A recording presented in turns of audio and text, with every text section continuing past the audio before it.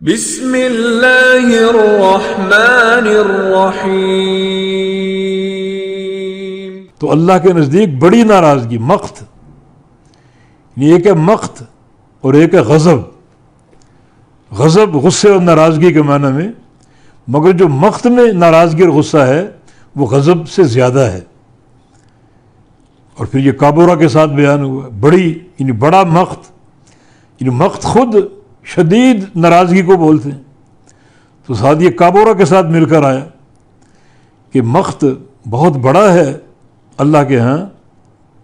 ان تقولوا ما لا تفعلون، یہ کہ تم کہو ایسی بات جو خود نہیں کرتے، خود اس پر عمل نہیں کرتے۔ تو یہ بات اللہ تعالیٰ کی ناراضگی کے موجب ہے، اور اللہ رب العزت کے غضب اور مقت کے موجب ہے۔ ان غضب کا معنی غصہ اور مقت کا معنی شدید غصہ، پھر وہ بھی کابورہ کے ساتھ کہ شدید غصہ بہت بڑا ہے اللہ تعالیٰ کا ان لوگوں پر جو ایک بات کہیں اور خود عمل نہ کریں، یعنی قوم کے ناصح ہوں، نصیحت کریں اور خود عمل نہ کریں۔ اس لیے ہم کہتے ہیں کہ نصیحت کرنا ایک بہت ہی بھاری عمل ہے، دنیا کا مشکل ترین کام ہے، کیونکہ نصیحت کرنے والا جب نصیحت کرتا ہے تو اس پر عمل کی ذمہ داری قائم ہوتی، اگر عمل نہیں کرتا تو کابورہ مقتا عند اللہ، پھر وہ اللہ کے نزدیک بہت بڑی ناراضگی کا نشانہ بنے گا اگر خود عمل نہیں کرتا۔ تو اس لیے نصیحت کرنا دنیا کا سب سے مشکل کام، اگر ناصح اپنی بات پر عمل نہ کرے تو اللہ تعالیٰ کی شدید ترین ناراضگی کا باعث ہوتا ہے۔ اس پر جو اللہ نے اس کو علم دیا اور وہ لوگوں کو بتا رہا ہے، بیان کر رہا ہے، تو اس علم کی حجت اس پر قائم ہوتی کہ خود عمل کرے،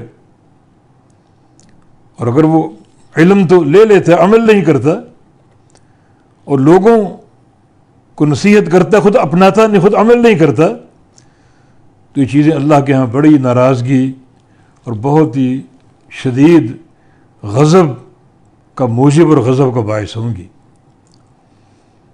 اور یہی شخص اگر عمل کر لے تو اس کے لیے جنت کے وعدے، فرمایا کہ فذکر ان نفعت الذکریٰ سیذکر من یخشی، کہ نصیحت قبول کرنے والا وہ ہے جس کے دل میں خشیت ہو۔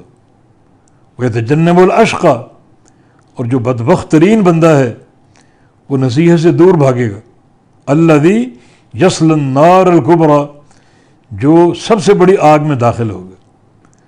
یہ انجام ان لوگوں کا جو قوم کے ناصح بنے پھرتے ہیں، نصیحتیں کرتے ہیں مگر خود عمل نہیں کرتے۔ تو اس مقام پر اللہ تعالیٰ نے